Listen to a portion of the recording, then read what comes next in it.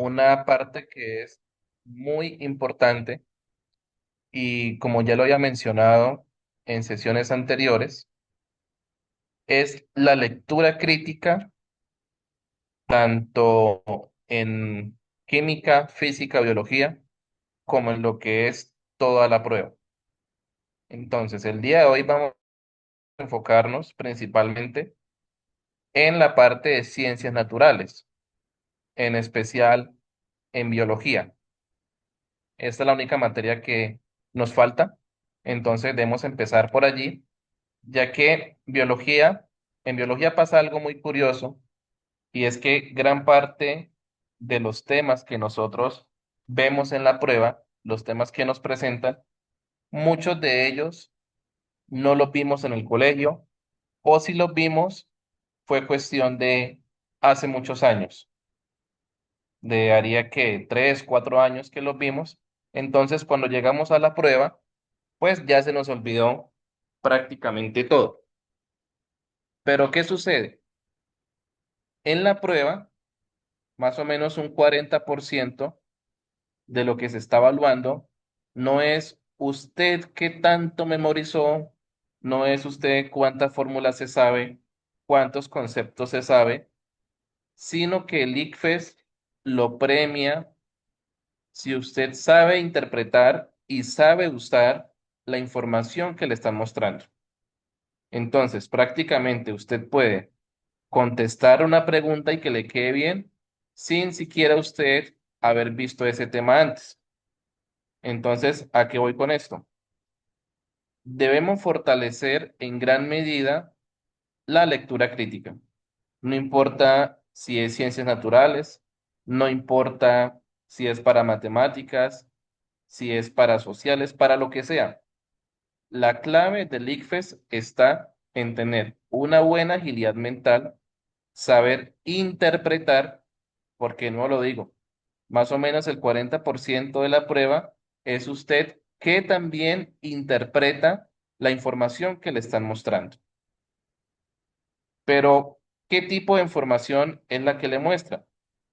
Esa información puede ser un dibujo, ¿sí? Un gráfico, puede ser una tabla, puede ser un texto. Entonces, la información se puede presentar de diferentes maneras. El día de hoy vamos a trabajar justamente eso.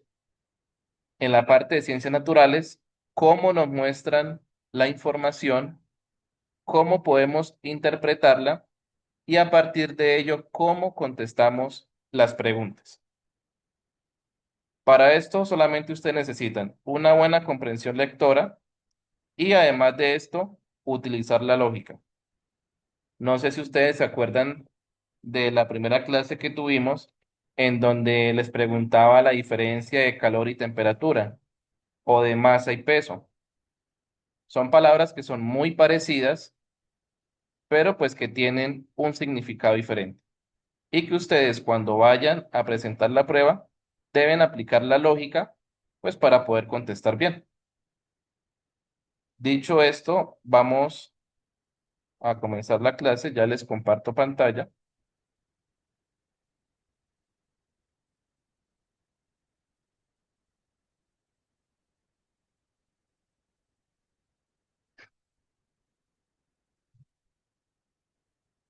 Me dan un segundo, ya comparto.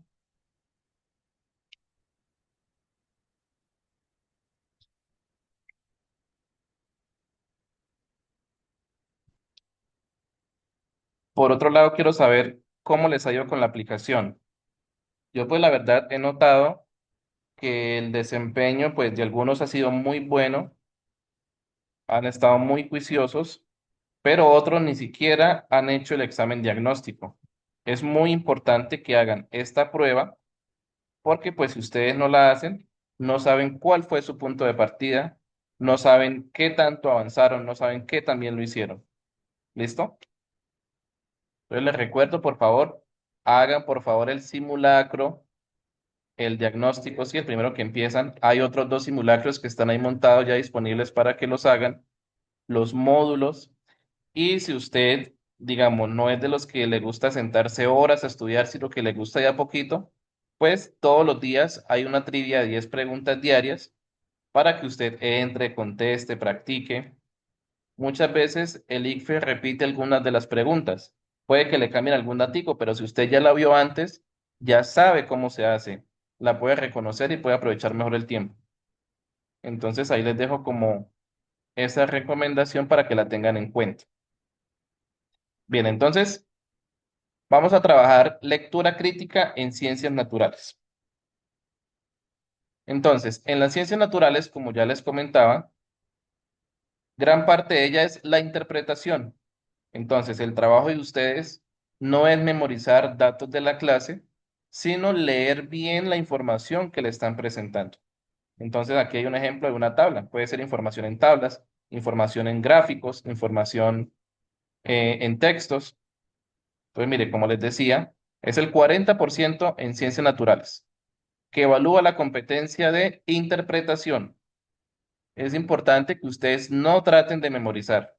Si ustedes memorizan en el momento de que estén presentando la prueba, con la presión, pueden entrar en pánico y contestar mal porque se les olvida.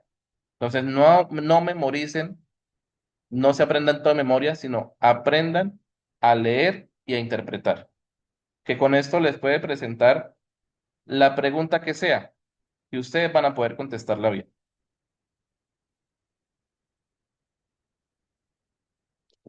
¿Cuál es el error más común que se presenta? Cuando ustedes leen la pregunta y dicen, ay, yo creo que es tal cosa. A mí me parece que es tal. Hablan desde la percepción que ustedes tienen. Luego no lo hacen con la información que le están dando. Siempre contesten a partir de la información y no como una opinión personal. Entonces, muchas veces nos equivocamos cuando asumimos cosas que no son y pues marcamos obviamente una respuesta que no es. Por eso deben ustedes leer muy bien la información y a partir de esta sí contestar la pregunta. Un tip que les he dado siempre es cuando aparecen textos muy largos que nos quitan mucho tiempo y que muchas veces tienen información que, digámoslo, es distractora. Esta información nos hace perder tiempo, nos hace perder la concentración, nos puede confundir. Entonces, el tip para esto es que primero lean la pregunta y después de leer la pregunta, sí se devuelven a leer el texto. Así, cuando ustedes vayan en la parte del texto con la que contestan la pregunta, pues la identifican mucho más fácil y van a perder menos tiempo.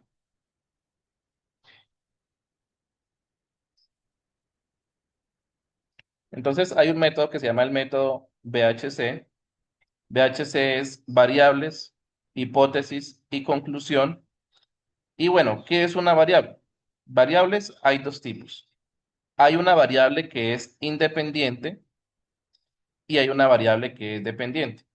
La dependiente, como su nombre lo dice, pues depende de los valores que tome la variable independiente. Y tenemos también variables que son controladas. Son parámetros que podemos controlar en un laboratorio como condiciones ambientales, temperatura, etcétera. La hipótesis viene siendo qué es lo que se espera que suceda o qué quiere probar el experimento. Y finalmente, la conclusión, pues, ¿qué me dijeron los datos? ¿Qué pasó al final? ¿Se cumplió lo que yo estaba planteando en mi hipótesis o no se cumplió? ¿Se demuestra lo que está pasando en los gráficos o no se demuestra? ¿Listo?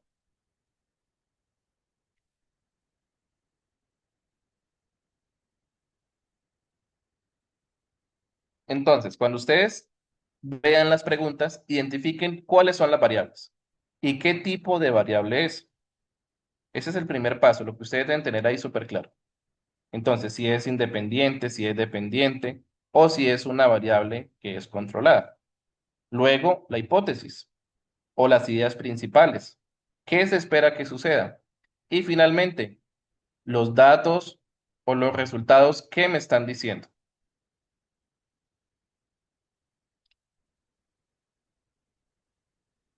Entonces, hay dos palabritas que pueden sonar parecidas y es correlación y causalidad, perdón. ¿Cuál es la diferencia? Una correlación es, por ejemplo, que a mayor temperatura hay mayor actividad enzimática hasta los 40 grados centígrados, según los datos del gráfico. Miren que está diciendo según los datos, o sea, según la información. Y una causalidad no sería una afirmación. ¿Por qué? Por ejemplo, la temperatura alta causa la actividad enzimática. Entonces, ¿por qué no lo puedo afirmar? Porque dentro de ese sistema pueden haber otras cosas que también me estén afectando esa actividad enzimática y no solamente la temperatura. ¿Listo? Muchas veces pasa que aparecen respuestas con la palabra siempre, nunca, todo o todos. Deben ser muy cuidadosos cuando aparezcan esas palabras porque, como dice aquí la información, el ICFES premia las respuestas prudentes. Y estas respuestas prudentes, pues, se basan en los datos que nos están mostrando. Si no se cumple esto, si yo no estoy contestando a partir de los datos y me dicen, todas las vacas de Colombia son blancas, ¿cierto? Eso es falso. A no ser de que ustedes tengan pues una tabla donde le digan, el 70% de las vacas en Colombia son blancas. Ya si la respuesta le dice, pues la mayoría de vacas en Colombia son blancas, ahí usted sí puede dar una respuesta afirmativa a ese postulado. Entonces deben ser muy cuidadosos con estas palabras que son tan generales. Lean muy bien cuando les aparezca eso. Ahora, vamos con la estructura del texto científico.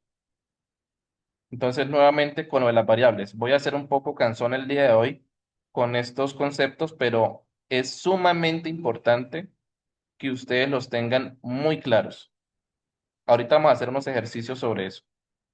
Entonces, la variable independiente, ¿qué es? Es lo que el investigador modifica deliberadamente. Generalmente, por ejemplo, es el tiempo. El tiempo es una variable independiente. Yo no puedo controlar el tiempo. Variable dependiente es lo que se mide como resultado de modificar o de los cambios que tienen las variables independientes. Y las controladas es algo que se mantiene constante para que no afecte. Por ejemplo, las condiciones ambientales. Aquí me dan otros ejemplos, el tipo de planta, cantidad de agua, tipo de suelo.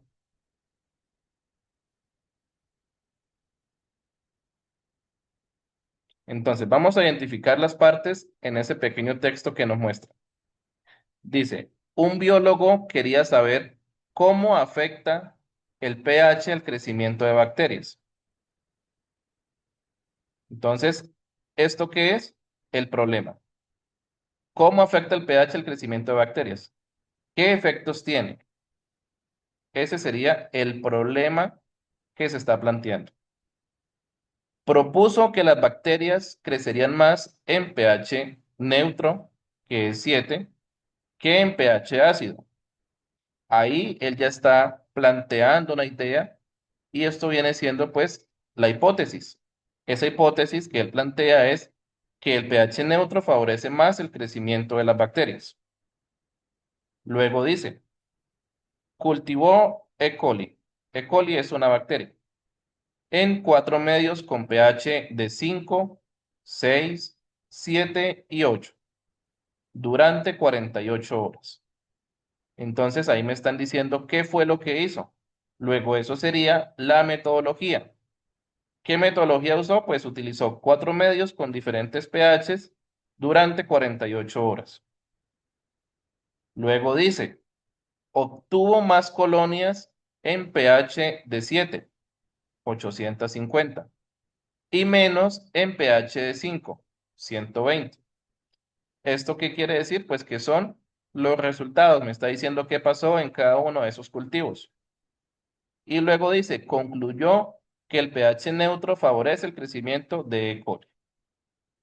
Ahí estamos hablando de los resultados que se obtuvieron.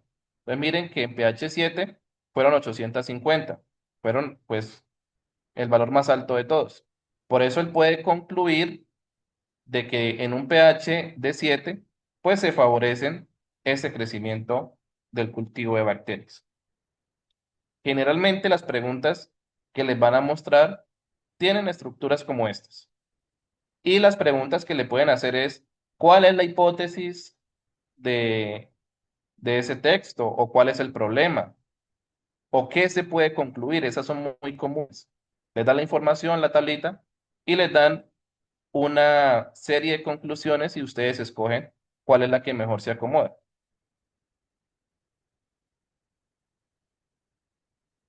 Listo, entonces vamos a hacer la siguiente práctica. Dice, un investigador midió la germinación de semillas en tres tipos de suelo. Quería saber si el tipo de suelo afecta la germinación. Usó suelo arenoso, arcilloso y húmico con 20 semillas cada uno. En el suelo húmico germinaron 18, en arcilloso 12 y en arenoso 7. Esto muestra que el suelo húmico es más favorable para la germinación.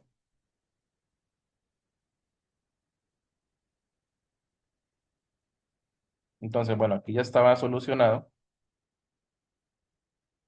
Entonces, la A, ¿qué es? La metodología. ¿Por qué?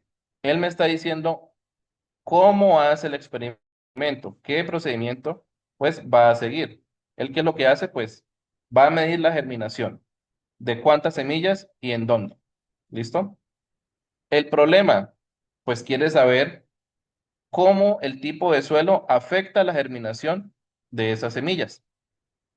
La metodología está describiendo cómo lo está haciendo. Entonces, dice que usó ciertos tipos de suelo, cuántas semillas plantó. Esa fue la metodología. Y los resultados, pues cuántas germinaron en cada tipo de suelo. Y finalmente la conclusión, pues cuál tipo de suelo favorece más la germinación de las semillas. Entonces, no sé si hasta acá tienen alguna pregunta o vamos claros hasta el momento. Entonces voy a darles un minuto para que comenten ahí en el chat, a ver si vamos bien.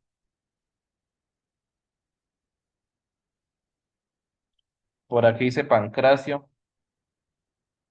Yo no creo que se llame Pancracio, pero bueno, vamos fino. Eso, muy bien. Entonces, es un tema que no es complicado, pero sí es de mucho cuidado. Hay que tener bastante cuidado con esto.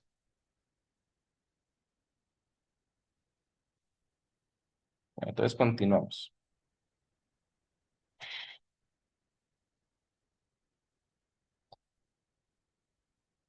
Vamos con las variables.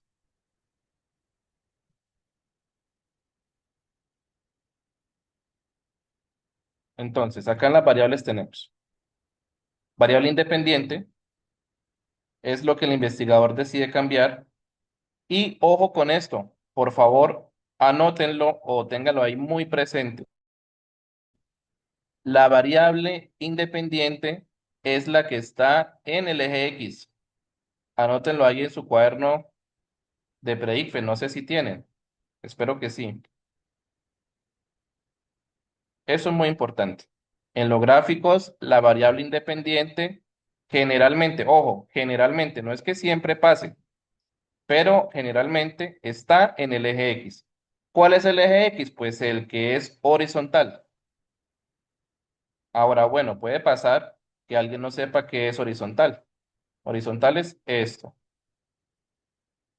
¿sí? Horizontal, bueno, derecho, horizontal. Y vertical es bajando, para que lo tengan ahí muy en cuenta. Porque ha pasado, ¿no? Que dice que es horizontal, pero la gente se pierde y no sabe cuál escoger. Ahora, la variable dependiente Generalmente está en el eje Y, o sea, en el vertical.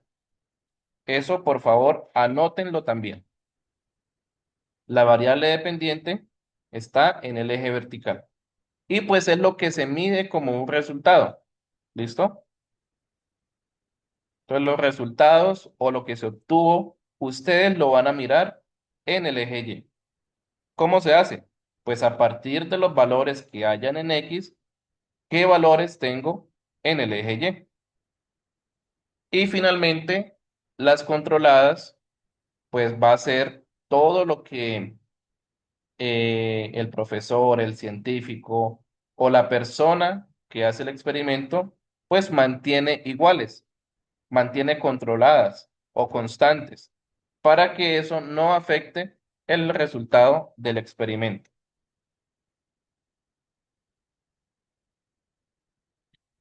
Listo, entonces miremos estas tarjetas y vamos a ver o a identificar qué tipo de variable es. Entonces empecemos con la primera, horas de luz. Y el experimento es efecto de la luz en las plantas. Entonces comenten ahí qué tipo de variable es. Si es dependiente, escriben una D. Si es independiente, escriben una I. Y si es controlada, escriben una C.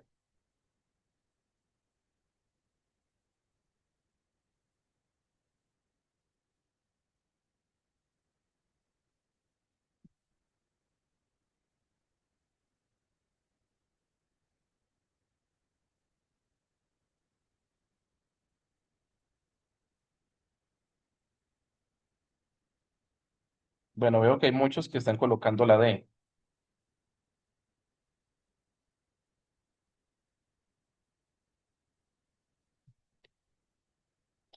Quiero que me digan por qué la D, por qué las horas de luz serían dependientes.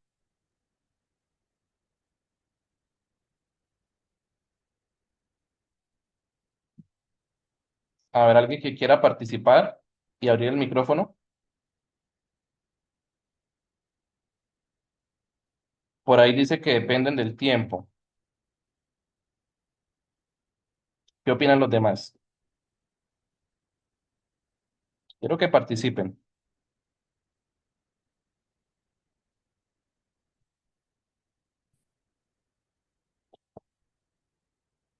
Deiner dice que depende del tiempo. ¿Alguien más? Y digamos, no depende del investigador que dice, quiero que la planta reciba 2 horas, que la otra planta reciba 4, la otra 5. ¿De eso no depende? ¿Qué opinan?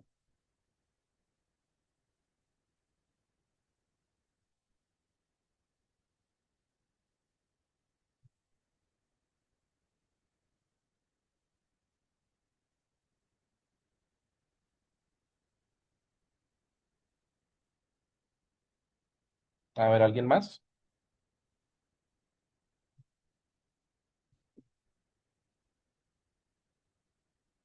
Pues las horas de luz sería independiente. Este experimento del efecto de la luz en las plantas, entonces, miren muy bien. Aquí dice la palabra efecto de la luz en las plantas. Entonces, esto viene siendo, ¿qué le pasa a las plantas cuando yo las coloco a la luz? ¿Quién depende de quién? ¿Lo que le pase a las plantas de la luz o la luz de lo que le pase a las plantas?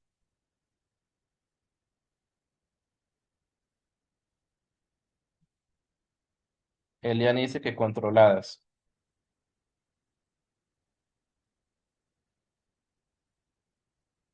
A veces las controladas se pueden confundir un poco con las independientes. Pero ¿por qué no sería controladas? Porque no se mantiene constante. ¿Listo? No es algo que mantenga constante durante todo el experimento. Por eso no sería controlada. Entonces vamos a verificar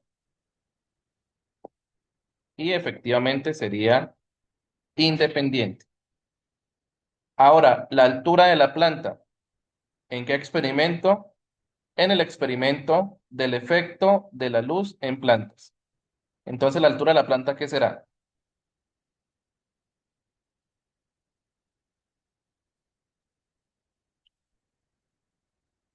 Dependiente, muy bien. En este caso sería dependiente. Tipo de semilla, ¿esa cuál será?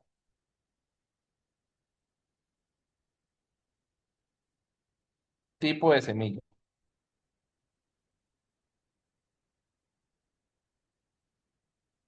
Eliane dice que controlada, vamos a hacerle caso. Y efectivamente es controlada. ¿Por qué? Porque se está usando la misma especie en todos los experimentos, en todos los grupos. Entonces yo no puedo decir o no puedo verificar el efecto de la luz en las plantas si estoy comparando árboles de manzanas con plantas de alberjas. Debe hacerse en las mismas condiciones. Eso debe ser controlado. Debo trabajar con la misma especie, en este caso, ¿no? Vamos con otro experimento. Concentración de ácido. El experimento es la corrosión de los metales.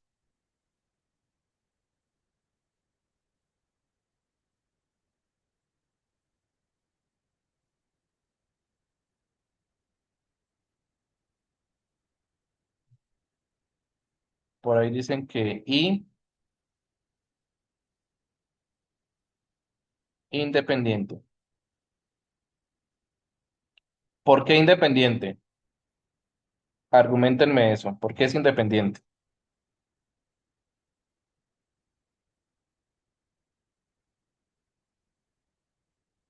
¿O alguien quiere activar micrófono? Si lo quiere activar, con mucho gusto.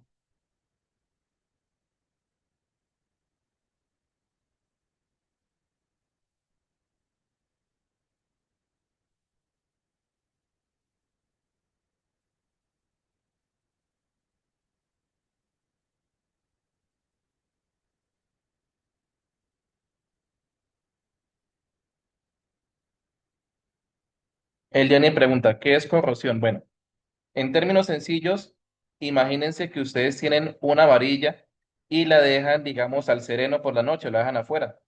Y eso pues empieza a oxidar. Pero pues con el tiempo empiezan a caerse esas capas de óxido y la pieza o el metal se empieza a hacer más, digamos que más pequeño, empieza a perder material, aparecen picaduras, ¿cierto?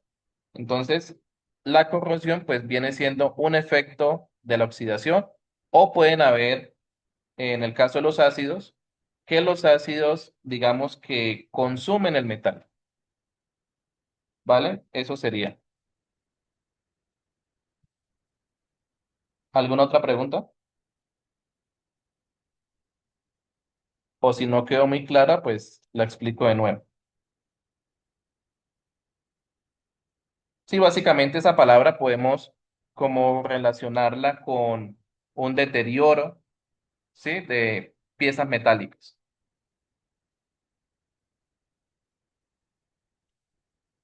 Ojo, pueden ser unas reacciones químicas o electroquímicas, pero pues ya cuando veamos electroquímica en las clases de química, pues nos va a quedar un poco más claro. Listo, Eliani. No sé si quiere abrir el micrófono y decirnos qué piensa usted sobre esto y por qué es independiente. O por el chat, no sé, como mejor le parezca.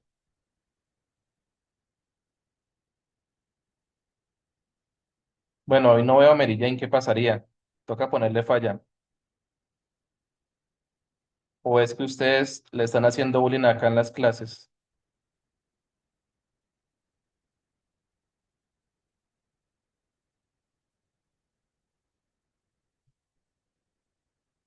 ¿Eliane quiere abrir micrófono? Ah, bueno, ya escribió. Dice que puede ser independiente porque puede que el tiempo que se deje oxidar depende. Bueno, la oxidación es cuando hay oxígeno. En este caso, pues tenemos es ácido. Lo del oxígeno, pues era un ejemplo.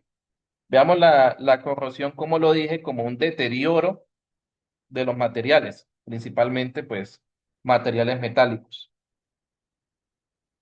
¿Y cómo es este deterioro? Pues depende de agentes químicos, como en este caso el ácido, depende a veces de la humedad, del oxígeno, de la sal. No sé si alguno pues ha tenido la oportunidad de ir a la costa y han visto que los carros, las motos aparecen siempre como todas oxidadas, todas picadas, con huecos. Eso es porque la sal es muy agresiva para los metales.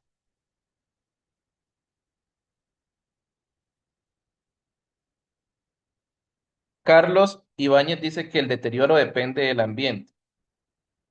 Pues sí, pero en este caso no estamos hablando del ambiente, estamos hablando de que vamos a sumergir un metal en ácido. Entonces, ¿cómo vamos a saber qué tipo de variable es? Si ustedes miran o piénsenlo de esta forma, ¿será que si yo aumento la cantidad de ácido, se va a corroer más el metal? ¿Sí o no? Exacto, sí se va a corroer más. Entonces, ¿la corrosión del metal de qué depende?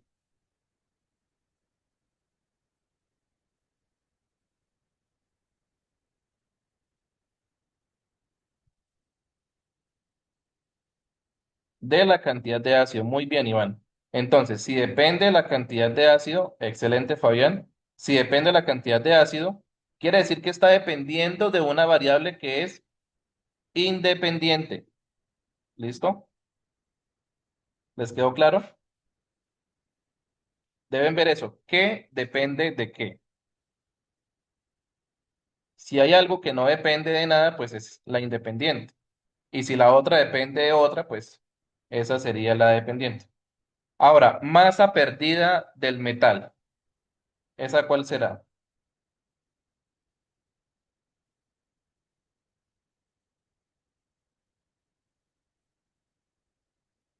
Dependiente, muy bien. La temperatura ambiente, ¿qué será?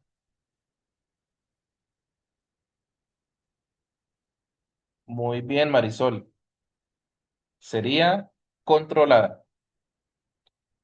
Otro experimento, la fotosíntesis. Y dice distancia a la lámpara. ¿Qué será?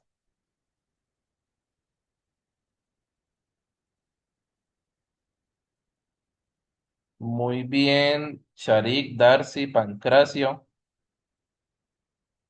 Deiner dice que es controlada. No, Lady, muy bien. En este caso sería independiente. Y por ende, pues las burbujas de 2 producidas por minuto en la fotosíntesis sería la dependiente. Entonces, miren que este tema puede parecer muy sencillo, muy fácil, pero pues si no tenemos claro cuál es el experimento, qué información nos dan y cómo la presentan, pues tengan por seguro que lo que contestemos probablemente no nos quede bien. Ahora miremos las que están acá. Dice, un químico quiere estudiar cómo afecta la temperatura a la velocidad de disolución del azúcar en agua. Prepara 5 vasos idénticos con 100 mililitros de agua cada uno, a temperaturas de 10, 20, 40, 60 y 80 grados centígrados. Agrega 10 gramos de azúcar en cada vaso y mide el tiempo que tarda en disolverse completamente con el mismo tipo de cuchara y agitando igual número de veces. Entonces, la temperatura del agua, ¿qué será?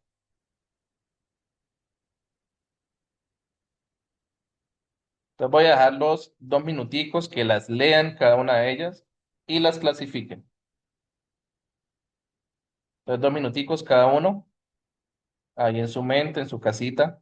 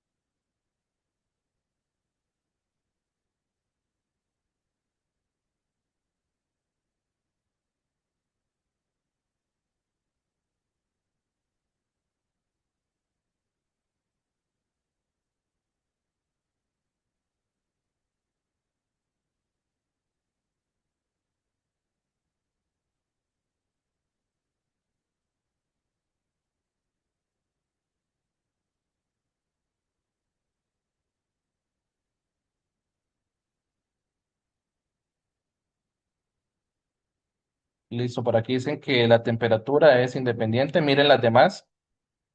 Queda un minuto para que las clasifiquen todas y ya les pregunto.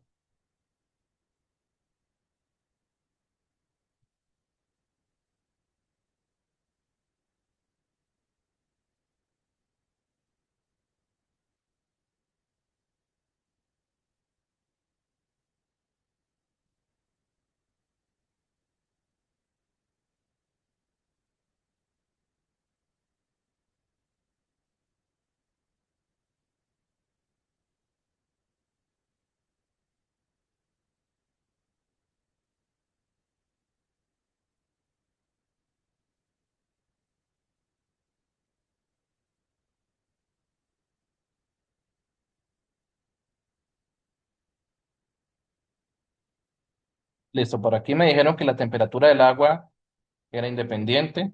Muy bien. ¿Cuál sería la dependiente acá?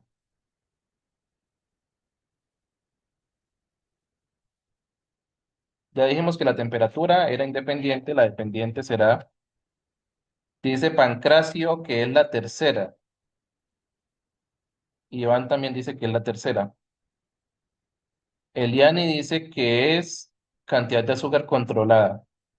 Muy bien, Eliani, muy bien, Pancracio. Entonces, el tiempo de disolución es dependiente. Y cantidad de azúcar es controlada. El volumen del agua dice que siempre es 100, pues también es controlada. Y el tipo de cuchara, pues siempre es la misma, por lo tanto es controlada también. Excelente, muy bien. ¿Hasta acá hay preguntas o todo está claro?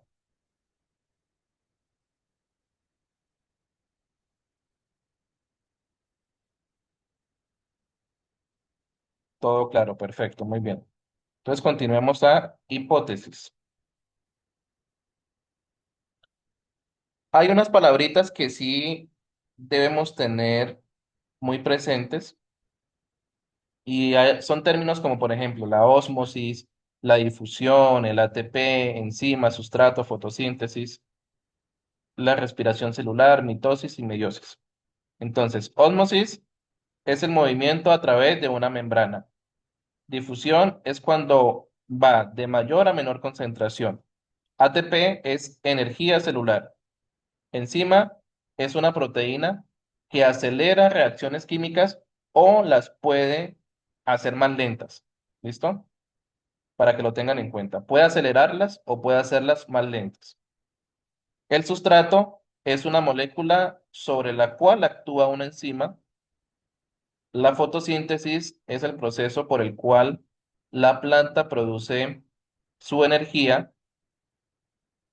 La respiración celular, en el caso de las plantas, es cuando consume CO2, libera oxígeno, produce energía.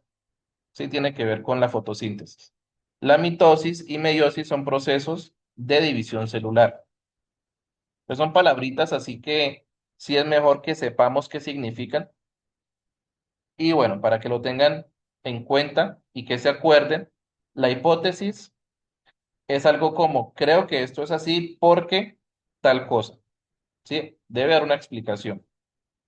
Y la predicción es, si mi hipótesis es cierta, entonces va a pasar lo siguiente, o voy a ver tal cosa. Son los resultados que se esperan.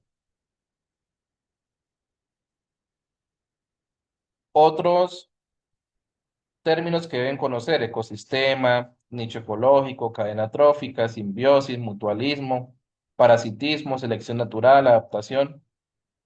Pero pues creo que son términos que ya todos hemos visto y manejan.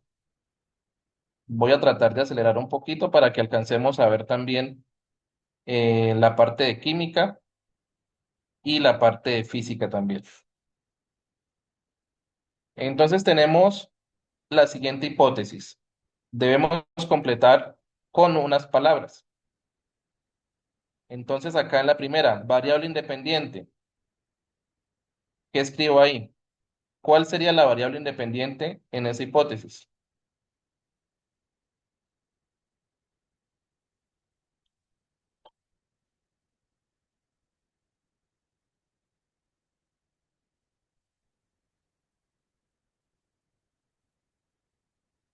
La luz, muy bien. La luz es necesaria para el crecimiento de las plantas, por lo que las plantas expuestas a más luz crecerán. ¿Qué efecto tiene la luz? ¿Qué palabra va ahí?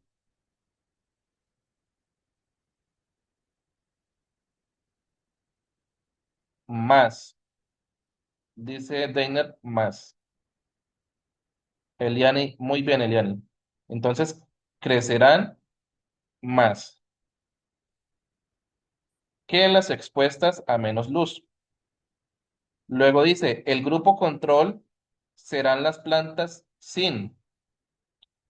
Cuando hablamos del control, es digamos, en un experimento, es parte de la muestra o una de las muestras a las cuales no se les hace la práctica, las cuales se dejan ahí quieticas. En el caso del experimento de las plantas, pues sería aquella que no fue expuesta a la luz, ¿cierto? En un experimento de neutralización de un ácido, por ejemplo. Entonces es aquella que no se le aplica ningún reactivo. Es algo para comparar. Ese es el control. ¿Listo? Y pues aquí también sería luz.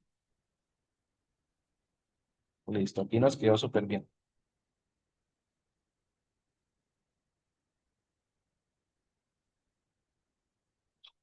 Listo, entonces vamos con la interpretación de gráficos. Cada tipo de gráfico sirve para algo diferente. Entonces, primero vamos a leer un gráfico o aprender cómo interpretar esta información. Entonces, lo primero es leer el título.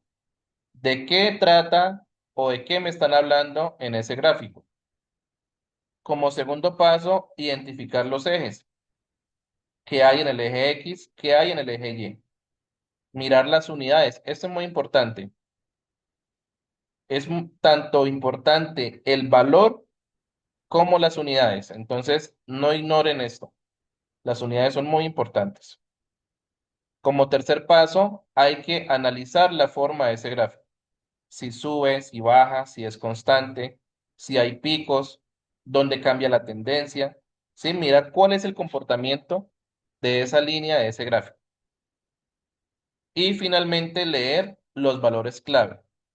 ¿Cuáles son los valores clave? Siempre son los máximos, los mínimos o aquel valor que me estén pidiendo en la pregunta.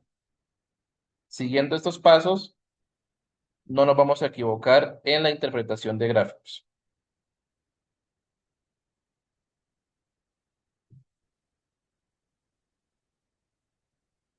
Listo, entonces, como ejemplo, hay una gráfica que es la curva de crecimiento logístico. Esta curva tiene una forma de S. Entonces, en esa curva hay cuatro fases. Una fase de adaptación, que es lenta, exponencial, que crece muchísimo en poco tiempo, estacionaria, que es estable, y bueno, eventualmente la muerte. Ahorita vamos a trabajar un ejemplo con esa curva de crecimiento logístico. Ahora, errores comunes que se ven en los gráficos. Primero, confundir los ejes. ¿Listo? Vuelvo y lo digo. En el eje X están las variables independientes o lo que cambia el investigador. Y en el eje Y, lo que se está midiendo. El segundo error es no leer las unidades, lo que les estaba diciendo ahorita. Entonces, si en el eje Y les dice, por ejemplo, en miles, población en miles, y usted ve un número 80 en el eje Y, pues no son 80 individuos, sino que son 80.000. ¿Listo? Y finalmente, extrapolar sin datos. Entonces, si el gráfico llega hasta el día 10, usted no puede decir que en el día 20, en el día 15 pasó tal cosa. No lo puede decir porque no está en la información. Usted solamente puede afirmar algo que usted está viendo, algo que los gráficos y que la información que está ahí le puede decir.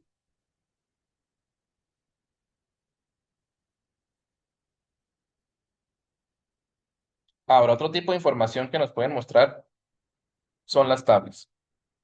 Entonces, toda tabla tiene tres partes.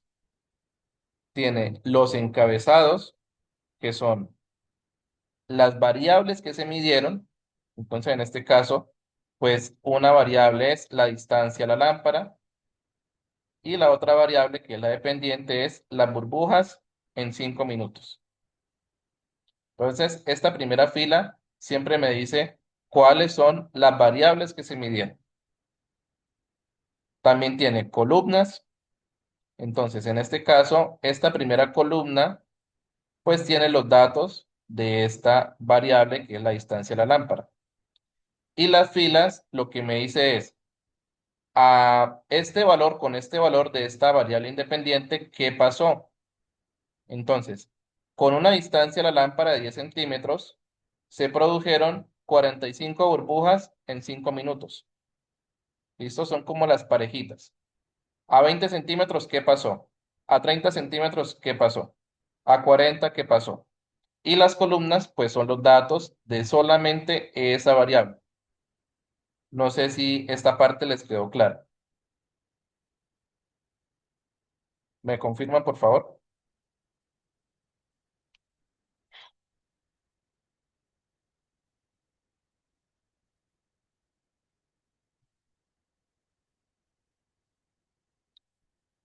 Listo, por acá dicen que sí, muy bien. Esto es clave, muchachos. Aprender a leer tablas y gráficos, créanme que les va a salir muchísimas veces en la prueba. Entonces deben estar súper cauchos en eso.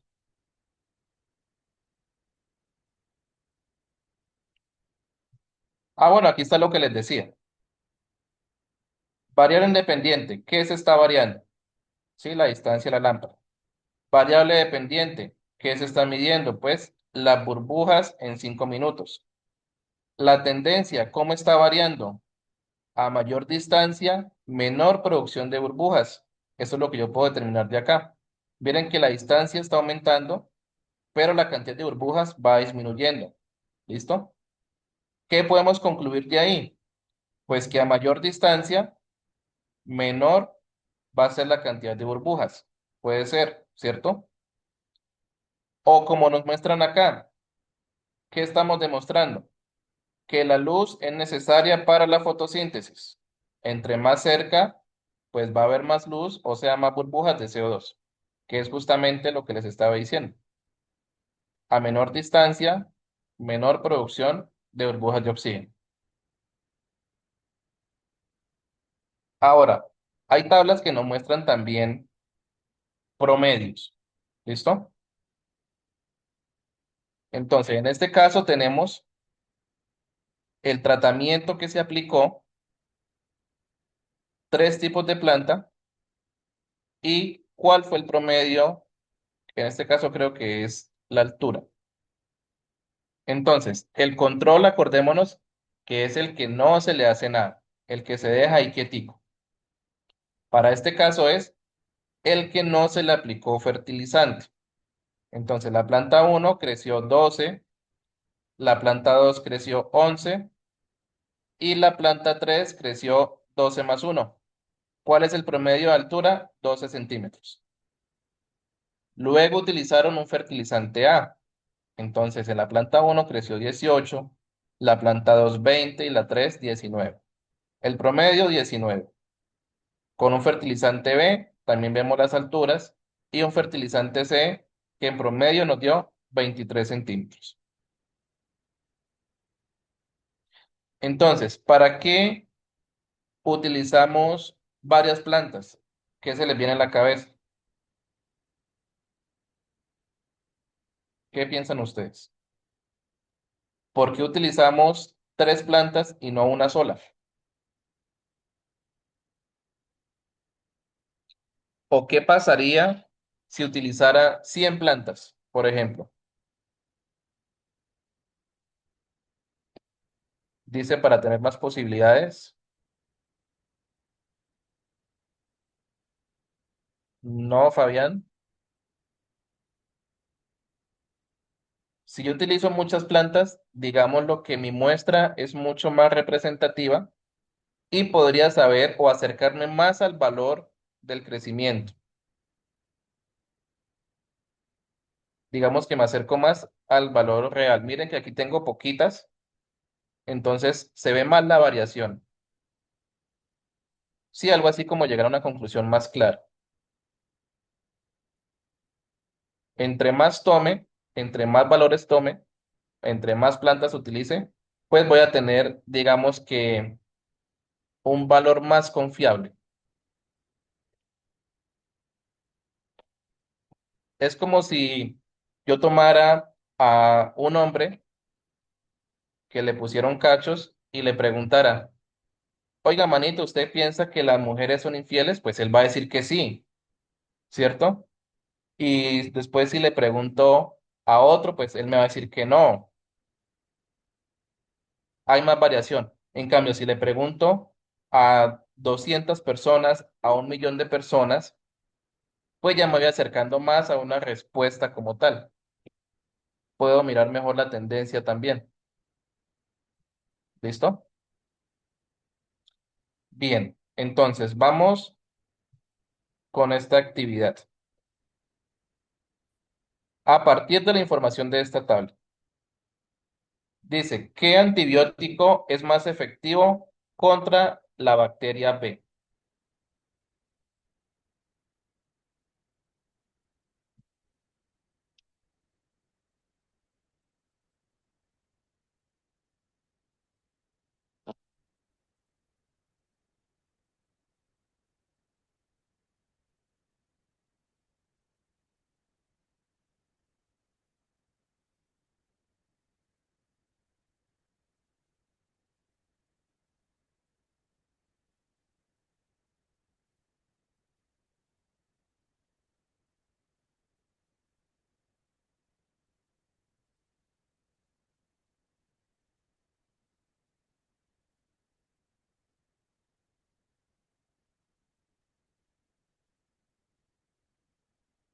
Por acá dicen que la B. ¿Alguien más? Miren la partecita de aquí abajo. Diámetro del halo de inhibición en milímetros. A mayor halo, mayor efectividad, ¿cierto? ¿Cuál tiene el mayor halo? Pues la B. Dice Gusitiña, B de bebé, exacto.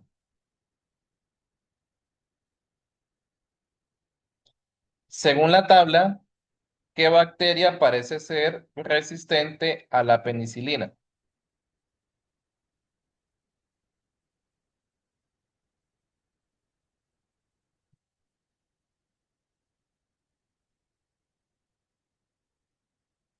Dice Fabián, Charique, la B, Eliane, Pancracio, Haider, Mauricio, Zaira, Lady, todos la B, muy bien. Entonces, si el halo es menor, pues menos efectividad. Y para la bacteria B, la penicilina es de cero. Listo. ¿Preguntas hasta acá?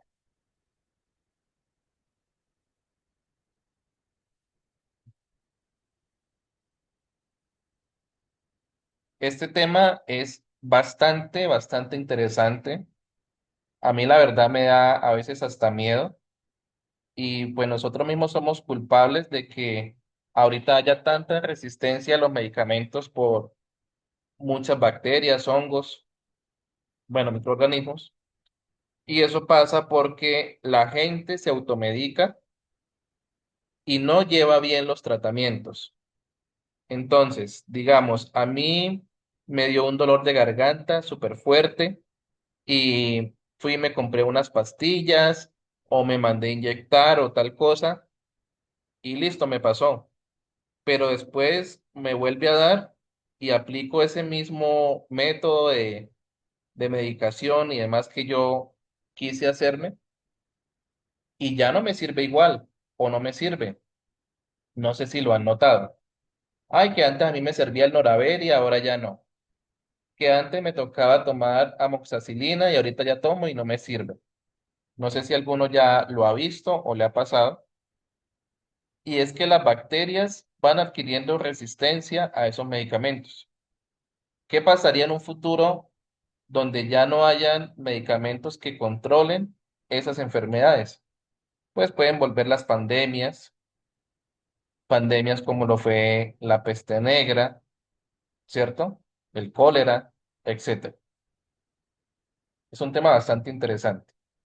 O también, cuando uno está muy enfermo y va al médico y le dice, tome tal cosa durante tantos días, durante 10 días, y usted al segundo día ya se siente bien.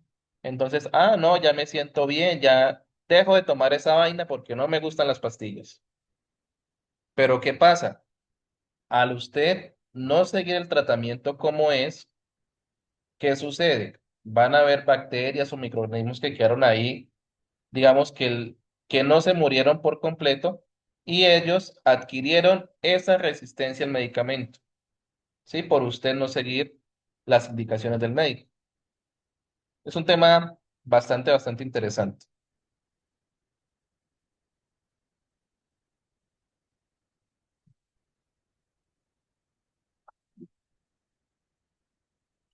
Bueno, aquí ya esta parte es como de vocabulario, pero pues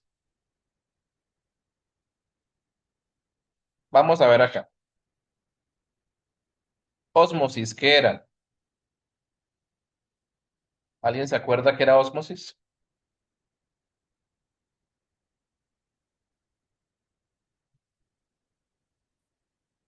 El paso, el flujo a través de una membrana, ¿cierto? Permeable. Difusión, cuando vamos de una mayor concentración a una menor concentración. ATP es energía. Enzima son aquellas que aceleran o bajan la velocidad de una reacción química. Sí, se conoce también como catalizadores. El sustrato, pues, es donde actúa la enzima. La fotosíntesis es el proceso mediante el cual las plantas producen su propia energía. La respiración,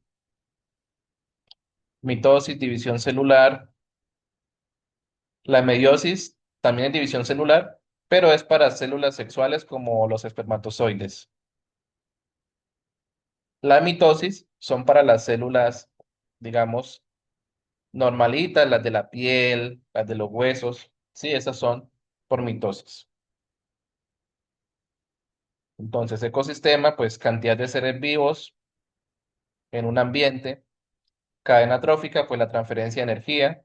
Entonces, ¿cuáles son los depredadores? ¿Cuáles son los depredados? ¿Cierto? Productor y consumidor. Simbiosis es cuando hay una relación cercana entre dos especies diferentes. Por ejemplo, cuando una simbiosis beneficia a ambas partes, se habla de mutualismo. No sé si han visto, por ejemplo, en en los campos de ganado, sobre todo por allá en Arauca, donde el ganado tiene encima unos pajaritos que empiezan como a quitarle las garrapatas y todo eso. Ahí hay una simbiosis entre dos especies diferentes y es mutualismo porque ambas se benefician. El ganado se beneficia porque le están quitando los parásitos y el ave, el pajarito, se beneficia porque está adquiriendo comida. Y el parasitismo, pues es todo lo contrario. Cuando una de las dos especies, pues sale perjudicada. Entonces, con el mismo ejemplo de la garrapata y el ganado, pues el que sale afectado es el ganado, porque las garrapatas son parásitos. Selección natural, pues la supervivencia del más fuerte. Adaptación, pues depende mucho del clima, ¿cierto? De las condiciones ambientales. Y esto es, por ejemplo, si yo tengo una raza de ganado de clima caliente y la llevo para clima frío, pues no me va a producir igual, ¿cierto? porque no está adaptada a esas condiciones.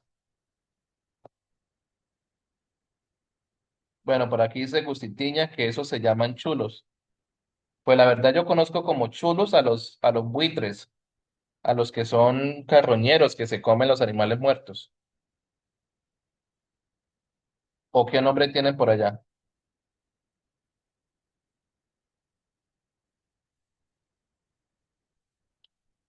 Yo he visto unos que les dicen guañús, que también son negros, pero son chiquitos, son más pequeños. O otros pajaritos que hay por ahí, todos ellos les gustan. Eso, Miguel. Las gallinas también, exacto. Samuro. Eso, bueno, ustedes me entendieron la idea de qué es lo que pasa en una simbiosis. Eso se llama simbiosis.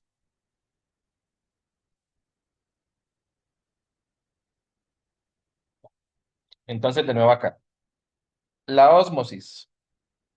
Entonces, movimiento de agua de un líquido por una membrana. La enzima. A ver, ¿con cuál va la dos?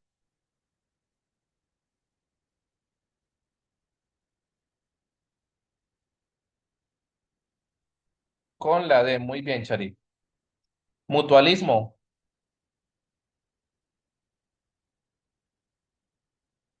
Mutualismo con la A. No creo. Con la C. Muy bien, Eliani. El mutualismo va con la C. Y pues la 4 va con la A.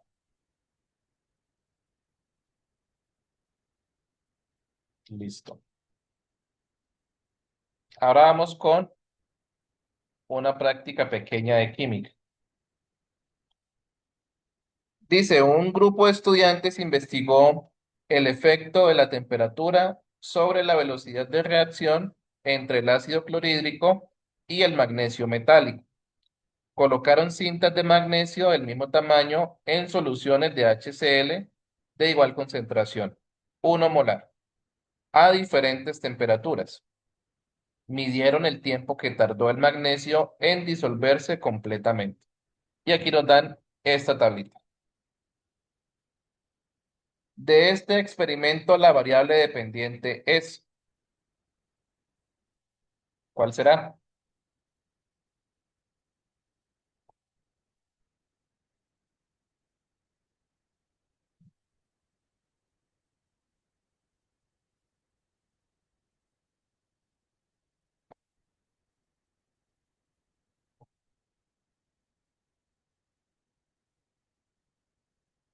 Por aquí Ana María dice que la C, Charik la C, Eliani la B.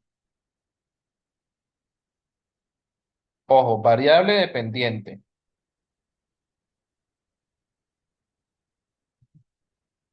A ver, ¿quién más?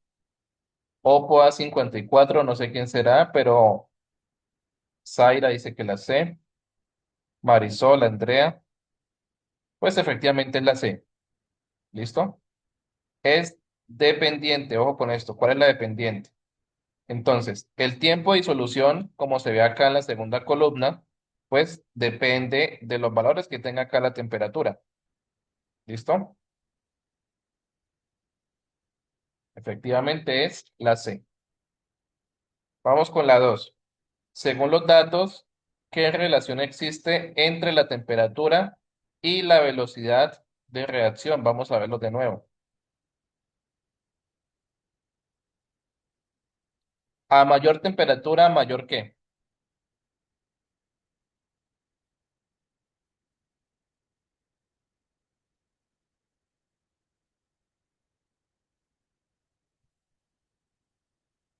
Dice Fabián que menor tiempo de disolución, pero estamos hablando de la velocidad, Fabián. A mayor temperatura, ¿qué le pasa a la velocidad? Menor velocidad,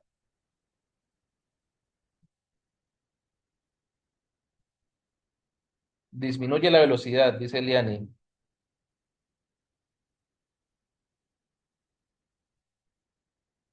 Y hoy no está Mary Jane para preguntarle. A ver, digamos que voy desde Bucaramanga hasta Arauca Y supongamos que voy en bus y voy en avión. ¿Con cuál de los dos me gasto menos tiempo? Gasto menos tiempo en avión, exacto. Si gasto menos tiempo, pues ¿quién tiene más velocidad, el avión o el bus?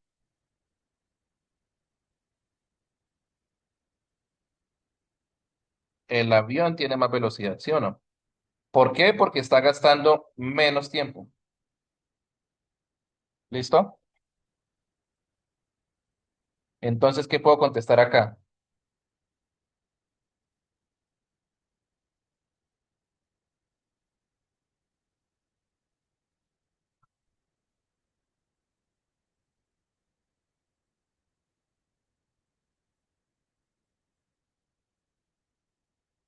A mayor temperatura, mayor velocidad. ¿Por qué la Ana María y Andrea? A menor temperatura, mayor velocidad. ¿Será? A menor temperatura me gasto más tiempo en disolverlo. Si me gasto más tiempo, pues es menos velocidad. En este caso son directamente proporcionales. Si una baja, pues la otra baja. Si una sube, la otra sube. Entonces será a mayor temperatura, mayor velocidad. ¿Les quedó claro?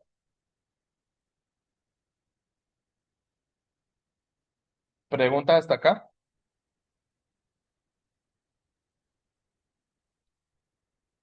Si no hay preguntas, continuamos.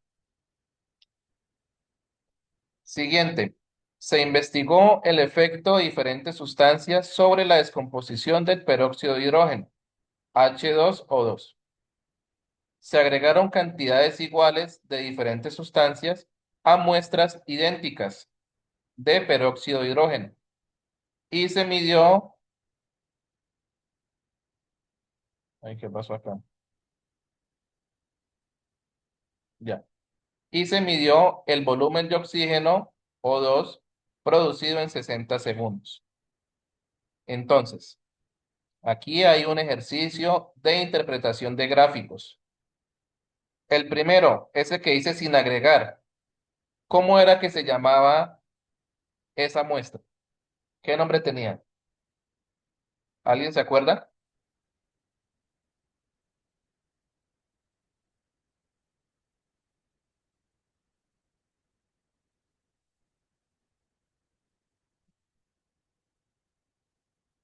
Uy, tan pronto se les olvidó, no puede ser. Esa que yo les dije que no era sometida al experimento, que se dejaba quietico. Perfecto, Mauricio, el control. ¿Listo? Entonces, no porque sea el control no quiere decir que no vaya a reaccionar o que no pase nada. En este caso, el peróxido de hidrógeno, él se descompone en condiciones ambientales normales. No sé si ustedes han visto que cuando uno destapa una botella de agua oxigenada, pues ella empieza a burbujear. Hay una efervescencia y vemos que salen esas burbujas, ¿sí o no? Entonces ahí se está descomponiendo el peróxido de hidrógeno. Entonces aquí está el volumen de oxígeno en 60 segundos. En el caso del control fue de 5. Entonces miren que a pesar de que es el control, también está dando los resultados. ¿Listo? Con arena prácticamente no reacciona, pero si aplicamos óxido de manganeso, reacciona muchísimo, ¿cierto? O con la levadura,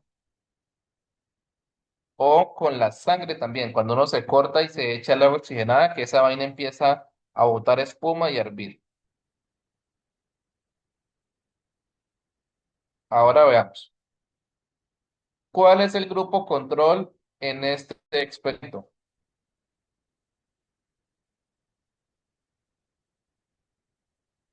Comenten pues. Eliane dice que la de perfecto. Ya hoy los veo mejores. Ahí van cogiendo nivel. Pero para que ustedes sepan qué nivel tienen, cómo han progresado, pues deben hacer el diagnóstico ahí en la aplicación. O lo pueden hacer desde la página web también. Si quieren verlo en el computador, que se vea más grande, más fácil de leer, lo pueden hacer desde la página. Siguiente pregunta. ¿Cuál de las siguientes conclusiones es válida según los datos del gráfico? ¿Qué podemos concluir?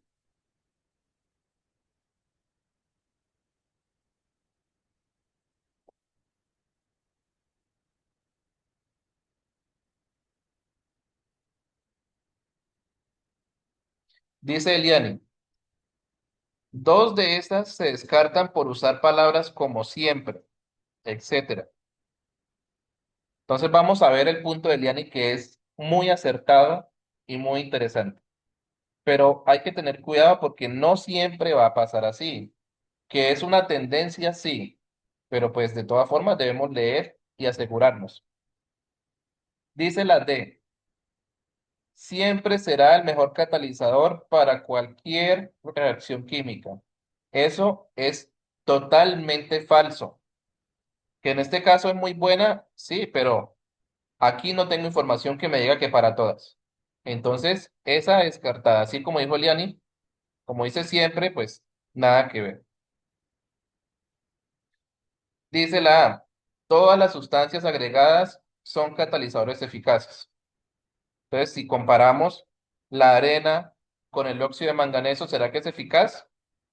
Claramente no. Entonces, como dijo Eliani, muy bien, descartamos la A y la D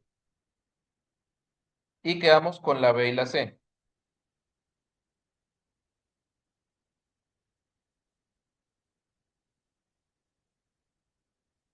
¿Cuál marcamos?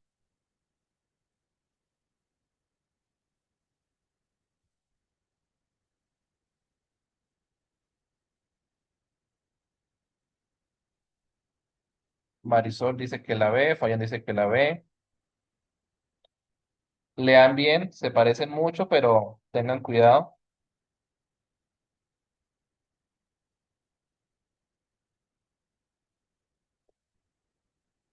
A ver, miren que la B dice que la arena es un catalizador débil, pero es que aquí la arena prácticamente no le está haciendo nada, no está acelerando la reacción. Entonces, nombrar a la arena como un catalizador, pues no estaría bien. En cambio, si miramos la tabla, el óxido de manganeso, la levadura y la sangre, sí aceleran muchísimo la descomposición del peróxido de hidrógeno. Por eso nos quedamos con la C.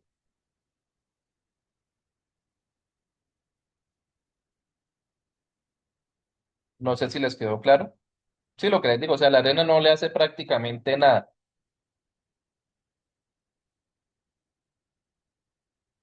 Muchas veces en la prueba hay dos opciones que nada que ver y hay otras dos que se parecen muchísimo. Si ustedes logran descartar esas dos que nada que ver y no están seguros de cuál marcar después, pues es más probable que eligiendo entre dos, pues les quede bien. Por eso es muy importante empezar a descartar. Cuando yo no tengo ni idea de cómo contestar, pues empezamos descartando aquellas que definitivamente no tengan relación, o como dijo Elian en este caso, porque una decía todas y la otra decía siempre, pues son indicios de que nos pueden ayudar a descartar esas opciones. Listo, aquí tenemos una curva que es de titulación, así se ve una valoración de pH. La titulación, pues, sucede una reacción de neutralización en donde se neutraliza un ácido con una base. ¿Listo? Y el pH, pues, es neutro con un valor de 7. Por encima de 7 es un pH alcalino o básico y por debajo de 7 es un pH que es ácido. ¿Listo? Entonces, ¿qué sustancia tiene un pH de 7? El agua. Sustancias con pH básico, hidróxido de sodio, amoníaco, ¿sí?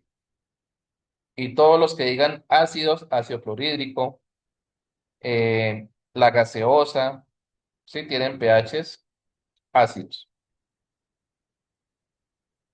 Dice la pregunta, ¿a qué volumen de hidróxido de sodio agregado se alcanzó el primer punto de equivalencia?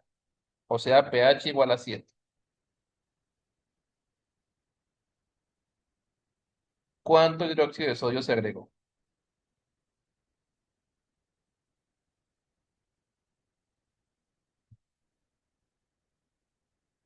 Por acá me dicen que la A exactamente, aproximadamente 15 mililitros. Muy bien. Pregunta 6. Antes de agregar hidróxido de sodio, o sea, volumen cero, la solución era,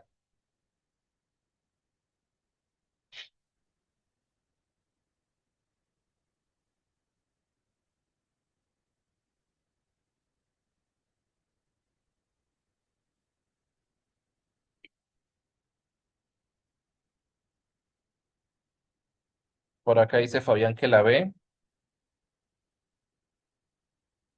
Deiner dice que la D. A ver, miremos de nuevo la gráfica. Con volumen cero, ¿qué pH hay en volumen cero? ¿Ácido o básico? Alexander dice ácido, Fabián dice ácido. Exactamente. Miren que acá en este punto cero, pues, ¿en dónde está la línea? Está en la zona de pH ácido. Aquí está ácido porque está por debajo de 7. Eso fue antes de agregarle el hidróxido de sodio. Cuando yo empiezo a agregarle hidróxido de sodio, miren que el pH empieza a subir. ¿Listo? El pH empieza a subir. ¿De acuerdo? Entonces, ¿cuál marcamos? Pues es ácido antes de agregar el hidróxido de sodio. ¿Preguntas? ¿Dudas? ¿O todo claro?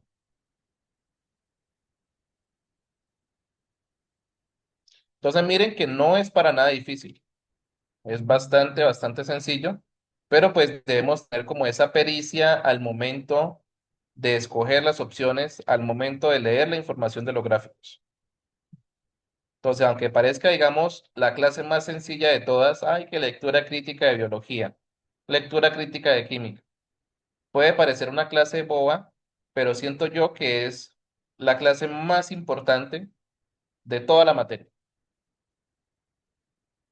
Lástima que hubieran faltado tantos a clase hoy, pero bueno, si tienen dudas, por favor, pregunten, no tengan miedo a preguntar. Vamos con la 4. Un grupo de científicos midió el pH del agua de lluvia en dos ciudades de Colombia durante un año. Ciudad A, que es industrial, pH promedio 4.2. Ciudad B, que es en el campo, pH promedio 5.6. Se sabe que el pH normal del agua de lluvia es 5.6 debido al dióxido de carbono atmosférico. Valores más bajos indican la presencia de óxidos de azufre, como SO2 y SO3, y nitrógeno, que es NO. Esta X significa que hay muchos óxidos de nitrógeno, ¿sí? Como NO2, NO5, ¿sí? Hay muchos, que forman ácido sulfúrico y nítrico. ¿Dónde podemos evidenciar esto?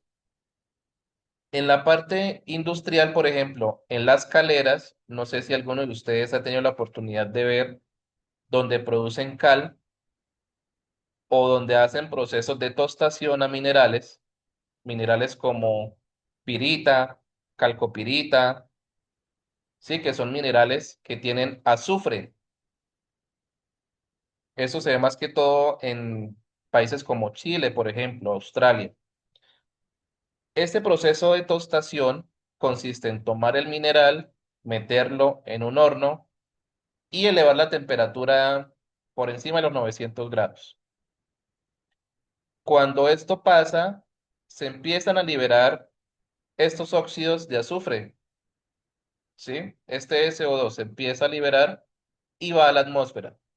Cuando ese óxido de azufre se junta con la lluvia, pues me produce H2SO4, que en pocas palabras es ácido sulfúrico. Entonces, en aquellos campos donde tienen estos procesos o estas zonas industriales que realizan procesos de calcinación o de tostación y que se producen estos óxidos de azufre, pues si hay cultivos, si hay plantas, con esta lluvia ácida, pues se acaba con todo. Se acaba con la vida, se acaba con el suelo, se afectan las pinturas, se afectan las estructuras de puentes, mejor dicho, acaban con todo. Entonces, por ejemplo, en Chile, por qué lo hacen? Chile, pues, es el principal exportador de cobre. Pues en el caso de Chile es muy curioso porque ellos hacen todo este proceso en una parte que es desértica. Entonces, si hay una lluvia, pues el suelo ya está muerto, no hay problema. O están muy alejados de que llueva.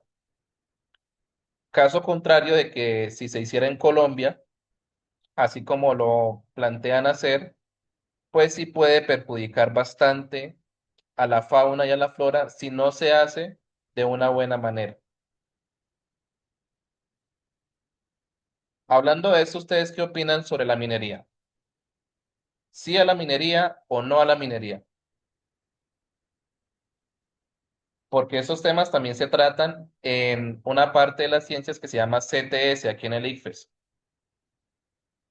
que es la parte ambiental. Entonces quiero leerlo. ¿Sí a la minería o no a la minería? Dice Miguel, depende del control. Marisol dice que no. ¿Quién más?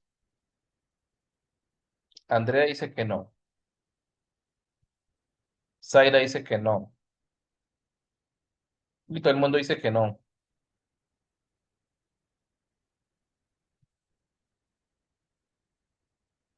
Bueno, ¿y qué pasa si yo les dijera que sí a la minería, pero bien hecha?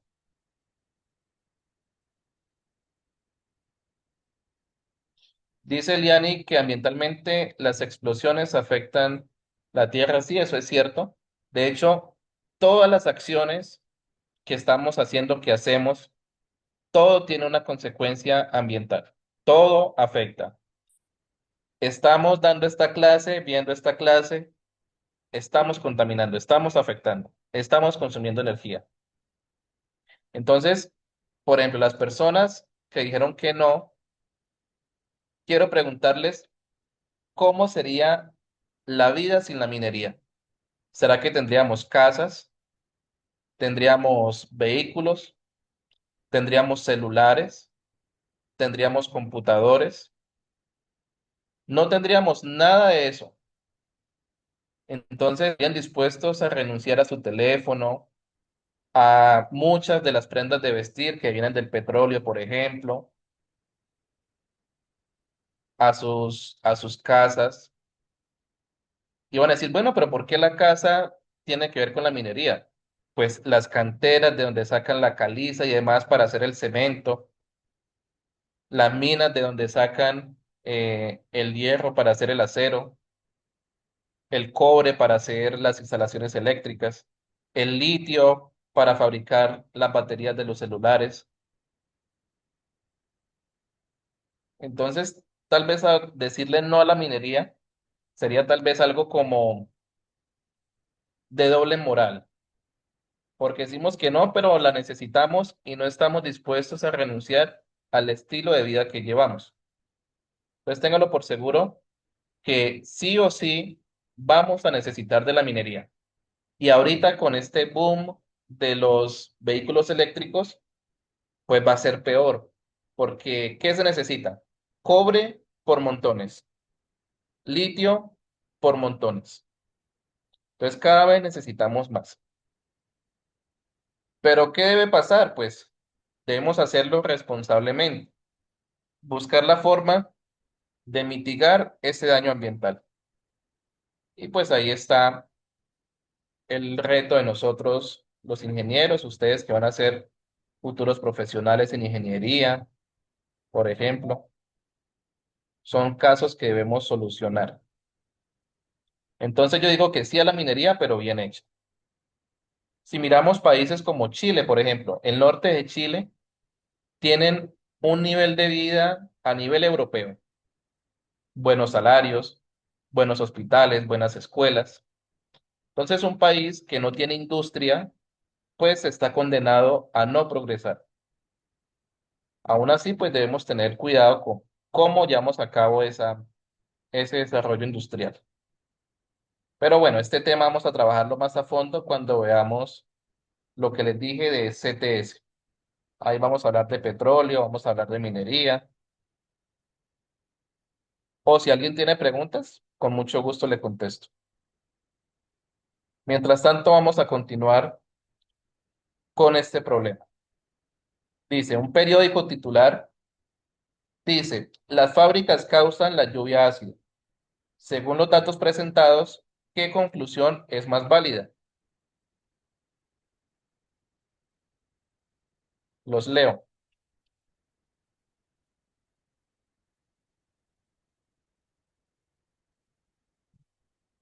Marisol dice que la A.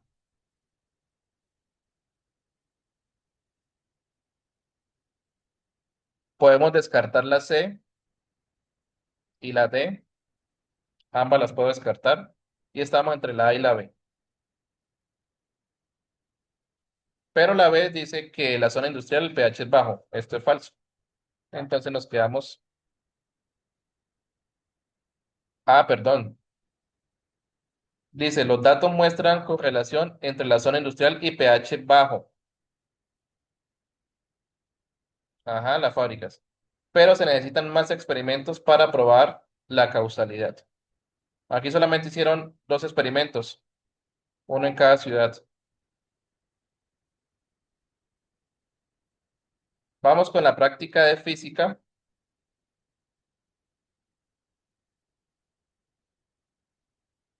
Tratemos de terminar lo más pronto posible. Igual, estos gráficos de física se trabajan más a fondo cuando veamos este tema. Pero bueno, miren lo siguiente. En la zona uno, la velocidad está aumentando. Pregunta, ¿hay aceleración, sí o no?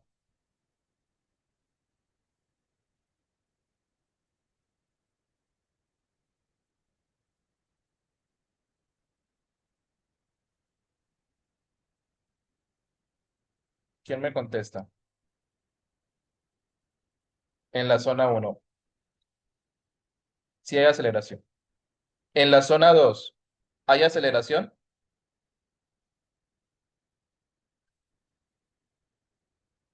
No. ¿Es constante que la aceleración o la velocidad?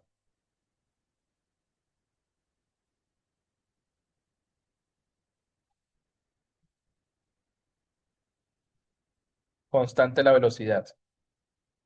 Y en la zona 3, ¿hay aceleración o no?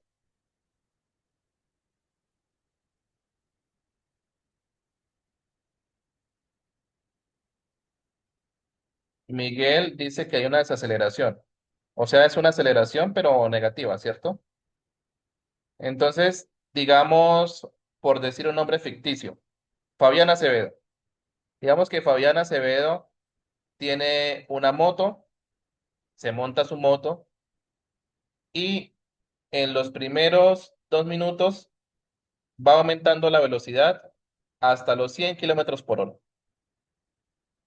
Hasta ese momento está aumentando la velocidad, ¿cierto? Hay una aceleración. Después Fabián se mantiene a 100 kilómetros por hora, va por una autopista. ¿Será que él está acelerando la moto o no? No la está acelerando. Fabián dice, no, Fabián, ¿cómo así? Si usted está a 100 kilómetros por hora y se mantiene, no está acelerando la moto. Siempre que ustedes vean la palabra aceleración, quiere decir que hay una variación de la velocidad, sea positiva o sea negativa. Siempre que haya un cambio de velocidad, hay una aceleración. ¿Listo? Entonces dice, en el intervalo 2 de 10 a 20 segundos, el automóvil se mueve con velocidad constante. Muy bien. La aceleración del automóvil durante el intervalo de 0 a 10 es de 0 a 10.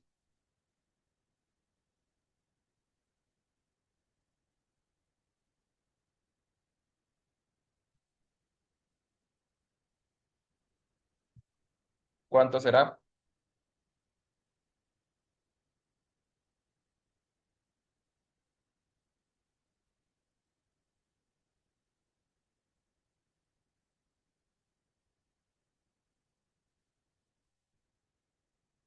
¿Qué opinan?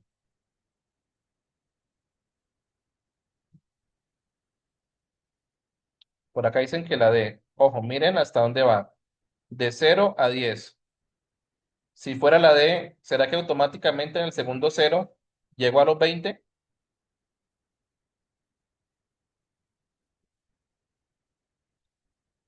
Sharit Nicole dice que la C. ¿Alguien más? Marisol dice que la B.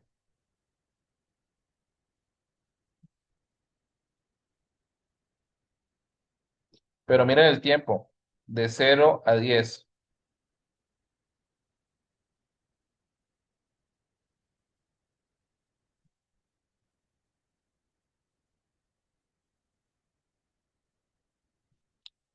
¿Ustedes saben sacar la pendiente de una recta, por ejemplo? ¿Qué pendiente tiene esta línea?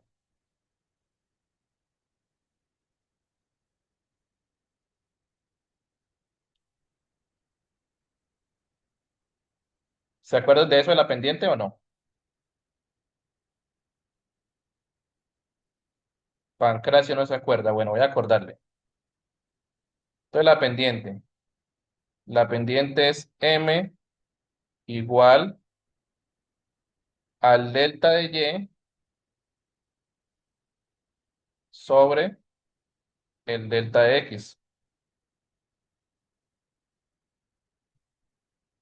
Entonces, ¿cuánto cambió en Y? Sería 20 menos 0. Ese número quedó feísimo. 20 menos 0 sobre el avance en X, que sería 10 menos 0.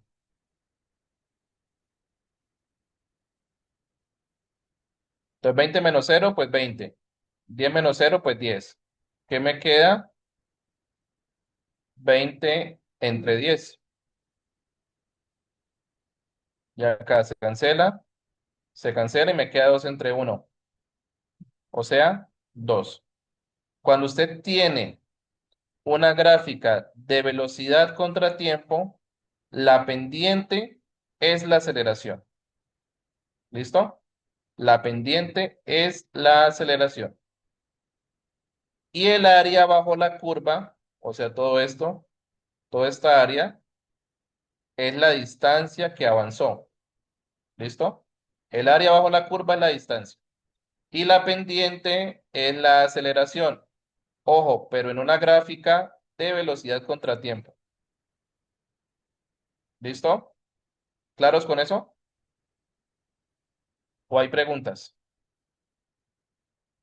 Eliani que se desconectó y volvió a ingresar. ¿Todo claro? Dice Ana María, ¿por qué menos cero? Acordémonos que cuando sacamos la pendiente tomamos dos puntos, un punto final y un punto inicial. El final menos inicial. ¿Cuánto vale la y en el punto final? Vale 20. ¿Cuánto vale la y en el punto inicial? Vale cero. Ahora en x. ¿Cuánto vale la x en el punto final? Acá, ¿cuánto vale la x? Vale 10. ¿Cuánto vale la x en el punto inicial? Vale cero. Entonces, por eso me queda 20 menos cero sobre 10 menos cero, lo cual me da 2.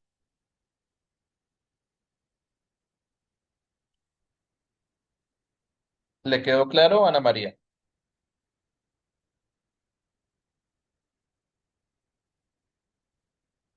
¿O lo explico de nuevo?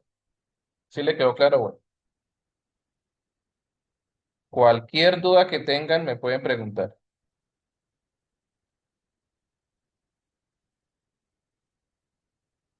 Entonces, aquí sería 2.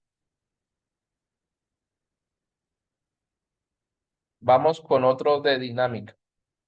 Entonces, miren que en física, sobre todo, van a encontrar demasiadas gráficas, demasiados dibujos, muchísimos. La mitad de física son dibujos, más de la mitad, creería yo. Entonces se encuentran gráficos de trabajo, de velocidad, de dinámica, de electromagnetismo, de termodinámica, en fin, todos son gráficos. Si usted no sabe leer gráficos, si no sabe leer tablas, pues está en nada, ¿vale? Miremos el siguiente. Un estudiante empuja una caja de 20 kilogramos sobre un piso horizontal. La caja inicialmente está quieta y el estudiante aplica una fuerza horizontal constante de 60 newtons. La fuerza de fricción entre la caja y el piso es 60, perdón, es 20 newtons. Entonces, la fuerza neta sobre la caja es,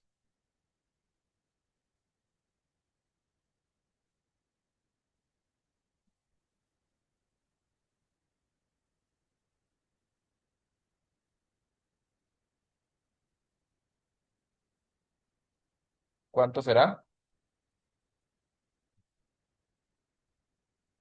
Dice Deiner que la B, Miguel dice que la C, Marisol la A, Alexander la C. Miren los sentidos de las flechas. 60 va para la derecha y 20 va para la izquierda.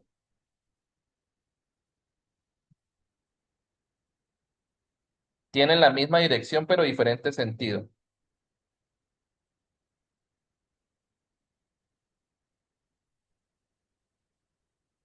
Mauricio dice que la C. ¿Alguien más?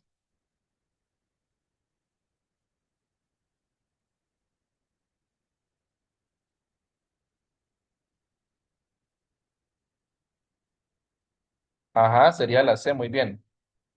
¿Por qué la C? Pues 60 menos 20, ¿cuánto me da? 40 hacia adelante.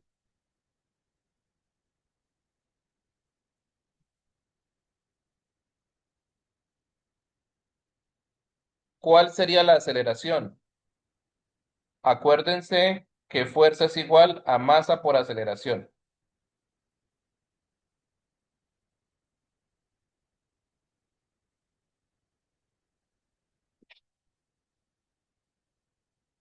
Fuerza es masa por aceleración.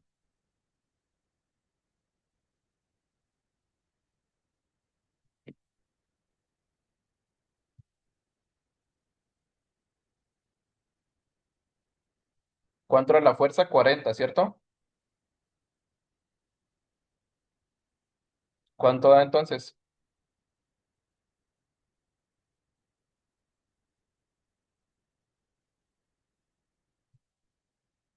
Marisol dice que la D. A ver, 40 es la fuerza. Y esto es igual a masa por aceleración. Entonces, vamos a pasar aquí a dividir la masa, que es 20. Y esto me da la aceleración. 40 entre 20 es lo mismo que 4 entre 2. O sea que la aceleración es igual a 2. ¿Listo? Entonces estoy viendo que ustedes no están utilizando la información que les dan. Porque mira, aquí les dicen fuerza en masa por aceleración. ¿Qué tenía que hacer? Simplemente sustituir. ¿Vale? Sustituye en esta fórmula. La fuerza ya la tenía, ya la calculó en el punto anterior. La aceleración es lo que vamos a calcular y la masa ya la tienen. Es 20 kilogramos, estaba ahí en el dibujo.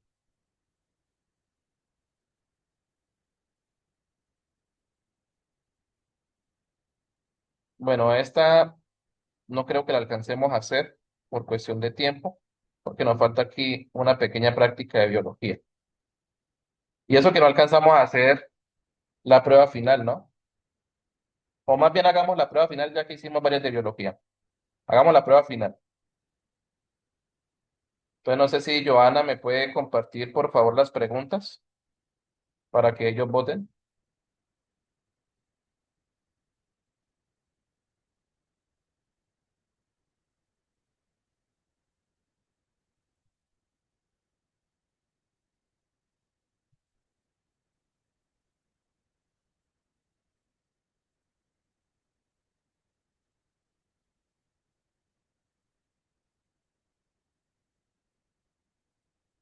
Chicos, tengan en cuenta que para que a ustedes les aparezca en pantalla la opción de votar por la opción de la pregunta, deben descargar la aplicación de Zoom.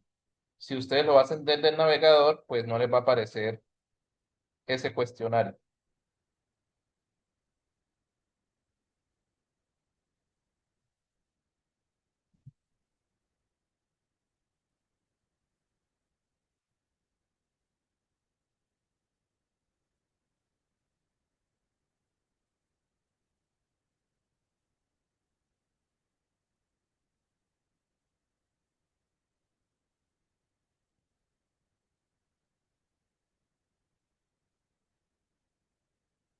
Si no pueden votar, pueden comentar ahí por el chat cuál opción debemos marcar o cuál escogieron.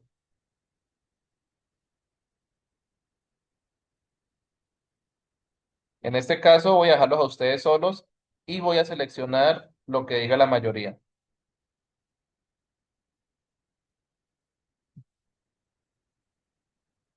Entonces, la mayoría marcó la A.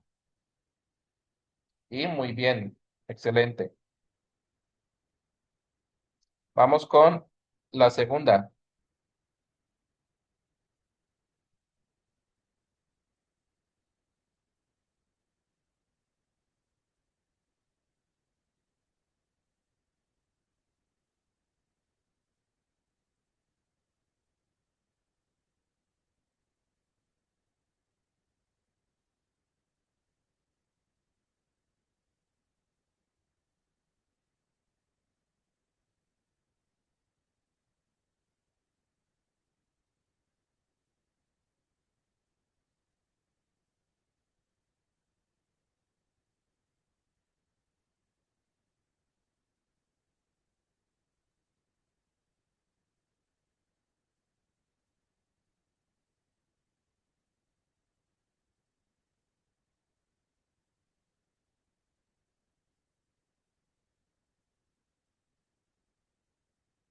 Acuérdense lo que les dije en la titulación, que el punto de equivalencia se alcanzaba cuando llegaba a 7 y que 7 es un pH neutro, acuérdense.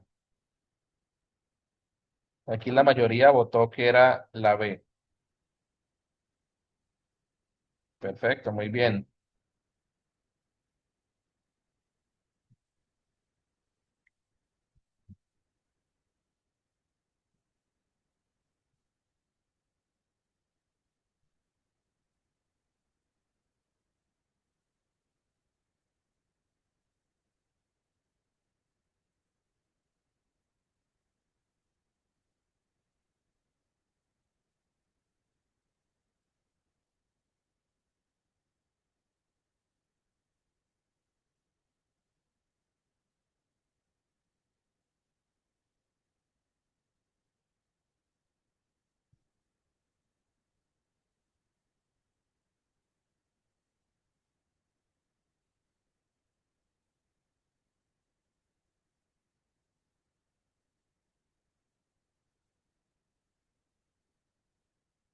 En este pueden hacer el experimento.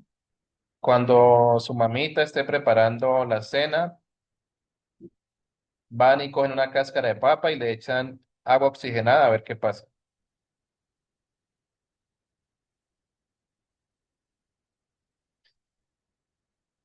Muy bien, por todos los que marcaron la B.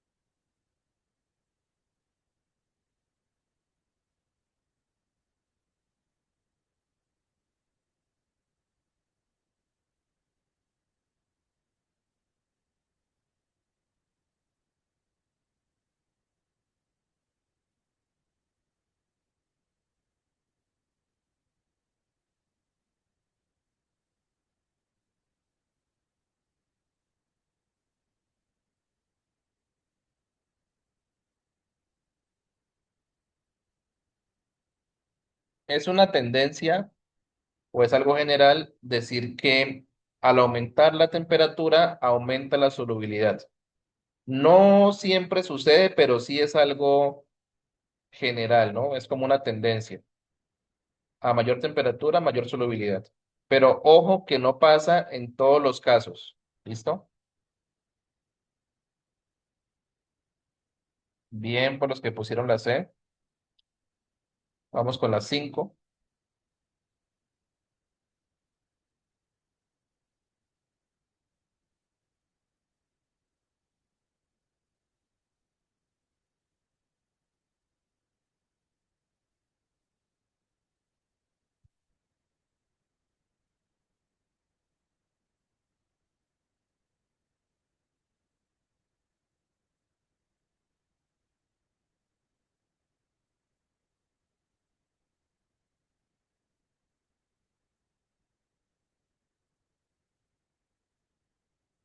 Uy, en esta creo que le fue súper bien a todos. Efectivamente es la C. Acuérdense que para la oxidación se necesita humedad y oxígeno.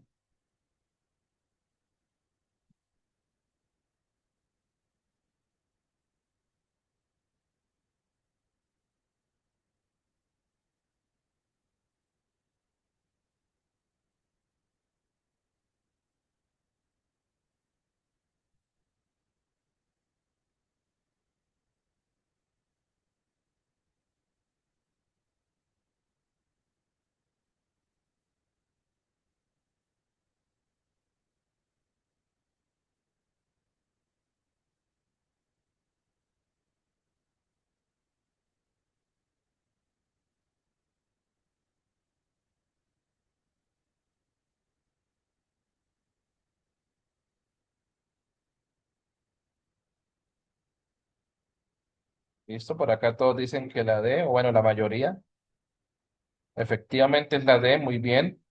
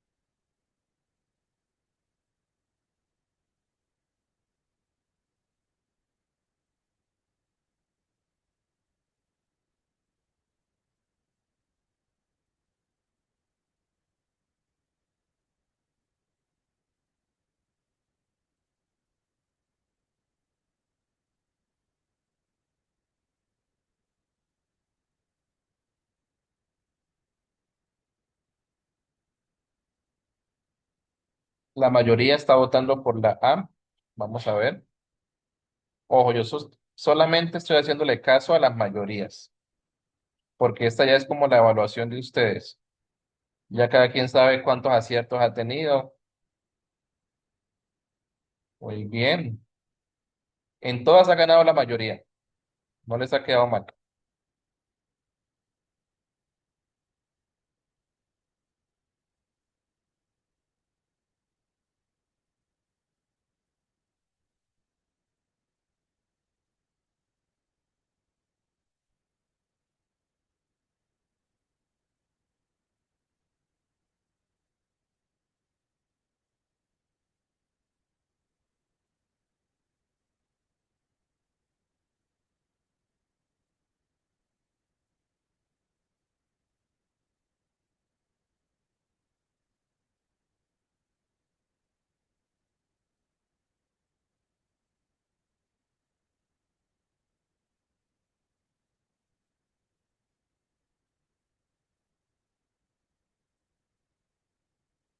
Efectivamente, para esta es la A, ahí mismo les dicen la fórmula,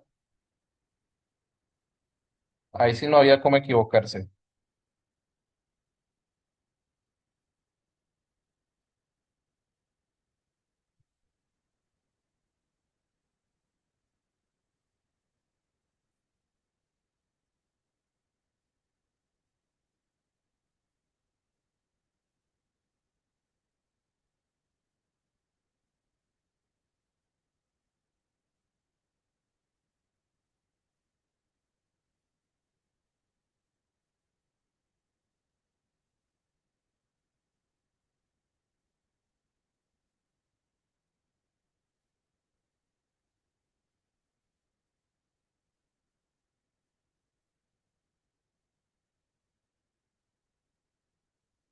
Listo, voy a hacerle caso a los de la B.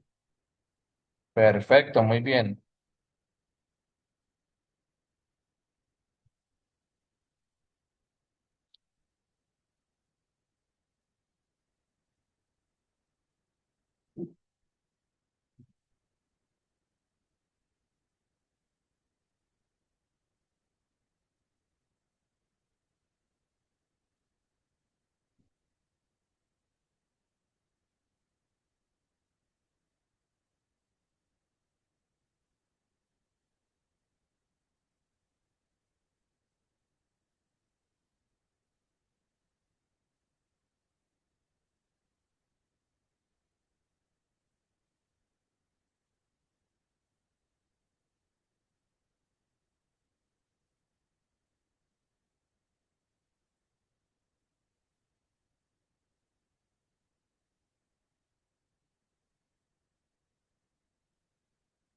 Listo, por acá dicen que la B, perfecto.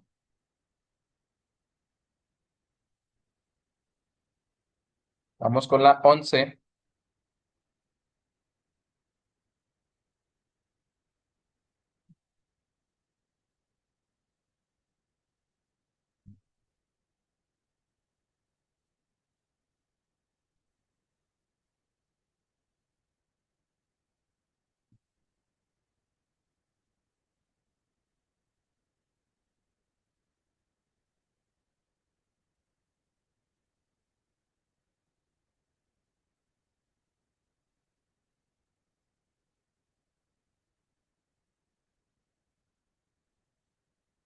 Vamos a hacer hasta la 12 porque ya veo que se están saliendo muchos y ya nos pasamos 7 minutos.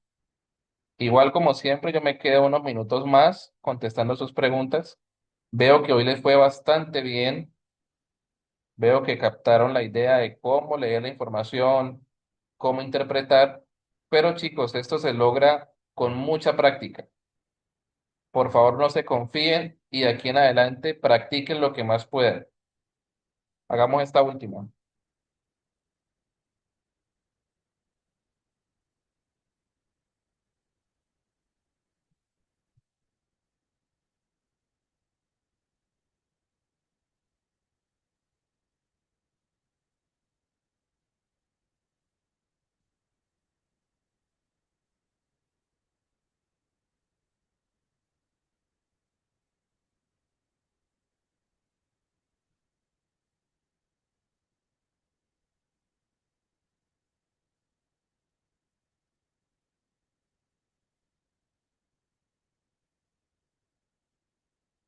Listo, jóvenes. Entonces, me quedo hasta las 7:10. contestando sus preguntas, dudas que tengan, comentarios de la clase. Quedo súper pendiente. Y pues acuérdense que el próximo martes también hay clase a las 5 para que por favor no falten. Veo que cada vez están como fallando más.